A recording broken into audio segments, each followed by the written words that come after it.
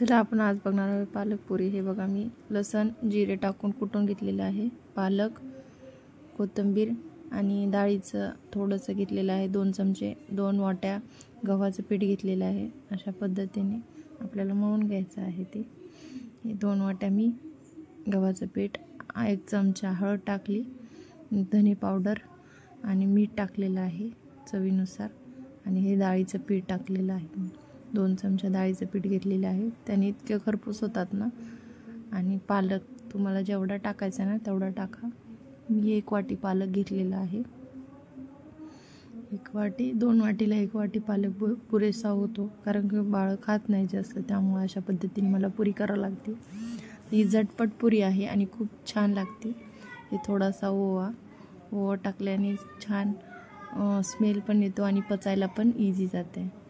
आणि हे चांगलं पाणी न टाकता आपण असं चोळून घेतलं ना पीठला, तर मग जास्त पातळ होत नाही, कारण की पालकाला पाणी सुटतं। त्यामुळे आपण काय करणार आहेत, आधी पालक सगळा पिठाला चोळून घेणार आहेत, आणि पिठाला चोळून घेतलं ना तर मग समजतं पाणी किती टाकायचं। हे बघा अशा पद्धतीने आपण सगळं साहित्य केल्यानंतर हे असं थोडंसं घट्टसर मळायचं। एवढं पण घट्ट नाही आणि एवढं पण पातळ नाही, मिडियम याने। आणि हे पीठ खूप चिकट होतं, त्यासाठी जास्त पाणी टाकून मळू नका, थोडं थोडं टाकून, आणि शेवटला असं तेल टाकायचं आणि मळायचं, कारण ते चिकट राहत नाही आणि छान मळ्या पण जाते, थोडं मऊ पण होतं आहे।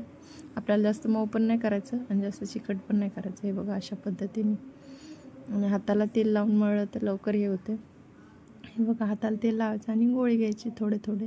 आणि आपल्याला इथं पिठाचा वापर करायचा नाही, कारण की आपलं तेल पण घाण होते, त्यासाठी याला पण तेल लावायचं खाली, आणि गोळ्याला पण तेल लावायचं, आणि अशा पद्धतीने गोळा करायचा, म्हणजे चिटकत नाही आहे ते पीठ।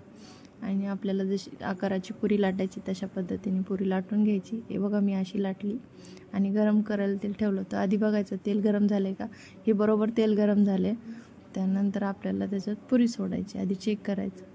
हे बघा मग लवकर कमी ह्याच्यावर फुल गॅसवरच पुरी तळायची, मिडियम गॅसवर, एवढे पण फुल गॅसवर नाही करायची। पण इतकी छान आणि क्रिस्पी होती, ती फुगत नाही सहसा पुरी, कमीच फुगती, त्याच्यामुळं ती इतकी, आणि प्रवासाला जायला पण घेऊन जाऊ शकतात, सोपी आहे आणि लवकर खराब होत नाही।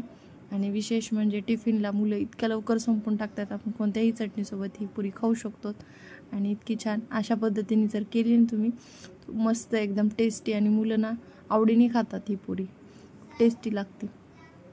हे बघा अशा पद्धतीने मी करायले, ही लवकर फ्राय होत नाही, अशा हळूहळू फ्राय करते। आधीच आपण तेल गरम करून ठेवलं होतं। हे बघा इतकी फुगत नाही आहे, ती चपटीच असते, पण इतकी छान आणि टेस्टी लागते। हे बघा, आणि माझ्या चॅनलला सबस्क्राईबर करा, लाईक करा आणि शेअर करा। ही पुरी कशी वाटली ते पण सांगा मला कमेंट करून, आणि सगळे व्हिडिओ माझ्या चॅनलवर आहे ते बघा आणि लाईक करा। हे बघा अशा पद्धतीने मी पुरी केलेली आहे, कशी वाटली कमेंट करून सांगा, आणि नक्की एक वेळेस करून बघा। ही सगळ्या चटणीसोबत खायला होती, त्यामुळं सांगा। दही, आणखी कोणत्याही चटणीसोबत तुम्ही खाऊ शकता, दहीसोबत पण छान लागते। ही गरम गरम खाल्ली तर आणखी टेस्टी लागते, आणि कडक असते ही, याचा पराठा पण बनवू शकतो आपण। हे बघा झटपट पुरी आहे पालकाची, कशी वाटली ते सांगा, आणि सगळा व्हिडिओ बघितल्याबद्दल धन्यवाद, थँक्यू।